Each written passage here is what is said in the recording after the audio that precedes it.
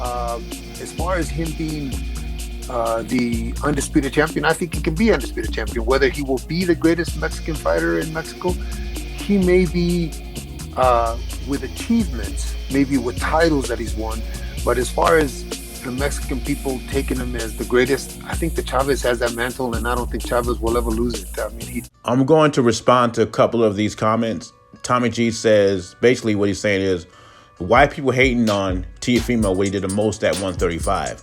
That is true. He did the most at 135. Beating Nakatani, Comey, and Loma. He only had 16 fights. And in some people's mind, he's undisputed. And some people think he's a unified champion until he beats Devin Haney. I mean, on this channel, I think most people want Teofimo to get back in the ring and tired of talking. He's getting like Gervonta Davis, Ryan Garcia, and Devin Haney. We know Teofimo's the real deal, but we want more boxing and less talking. The big question I have for Teofimo is, it seems like Josh Taylor does not want to fight him right now. And we don't know if he's going to fight Kambosos or not, or is he going to fight Isaac Cruz? So what does he do after he's done with his mandatory? The biggest fights out there for him, Loma is bigger than Josh Taylor, but he doesn't want that one. Or is he going to fight Devin Haney and take that title and be officially undisputed in everybody's eyes? We shall see. But Loma is the big fight out there for him. Now, Glove Love is saying it's okay for Tank and Haney to fight Gamboa, but it's not all right for Ryan. Who said it was okay for Tank and Haney to fight Gamboa? I was against those fights too. But Ryan Garcia says he wants to fight the best out there. When you talk about the best out there, you talk about Devin Haney, Gervonta Davis, Teofimo Lopez, Lomachenko, not Gamboa. At this stage of his career, how's he going to be a challenge? I actually thought the fight with Jojo Diaz was a perfect fight for Ryan to come back to. I think Jojo Diaz is a tough competitor, and he would push Ryan just a little bit.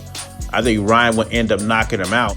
But at their stages of their careers, I just think Jojo Diaz is a better challenge than Gamboa is. A much better challenge. In Mexico, Julio Ceasar Chavez is regarded as the greatest Mexican fighter ever. Also, a lot of Mexicans in the States consider him the greatest Mexican fighter ever. But regardless of race, Julio Ceasar Chavez is one of the greatest fighters ever. I've seen Floyd Mayweather do a top 5 pound-for-pound list, and he has Chavez in his top 5. When you look at Chavez's achievements, 3-division champ, 89 fight winning streak. And this is an era we don't duck anybody. You fight everybody that's in front of you. Today's boxing is a little different. But when you look at all-time greats, I mean the Mayweathers, the Pacquiaos, the Julio Ceasar Chavez, one thing they haven't done that Canelo can do is become undisputed champion at 168. And not just at 168, also at 175. Canelo said he's planning to fight another 7 years. And he's only 31 years old. He's already a 4-division champ. If he accomplishes undisputed, not only first undisputed champion at 168, he'll also be the first Mexican undisputed champion. And Abel Sanchez agrees that as far as achievements go, Canelo will be the best fighter coming out of Mexico. But will the Mexicans consider him the greatest Mexican fighter? I mean, after his victory over Kovalov, Juan Manuel Marquez and Julio Ceasar Chavez embraced Canelo as one of the greatest fighters coming out of Mexico.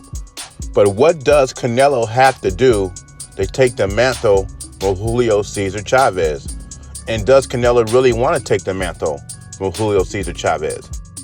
Going by what Abel Sanchez says, it's impossible because Julio Ceasar Chavez will always be in the Mexican people's heart.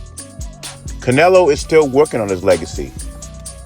He's still in his prime. He's 31 years old. And even though he won't be able to accomplish the 89 fight winning streak, he does topple over Chavez's 3-division titles as he has 4. What do you think?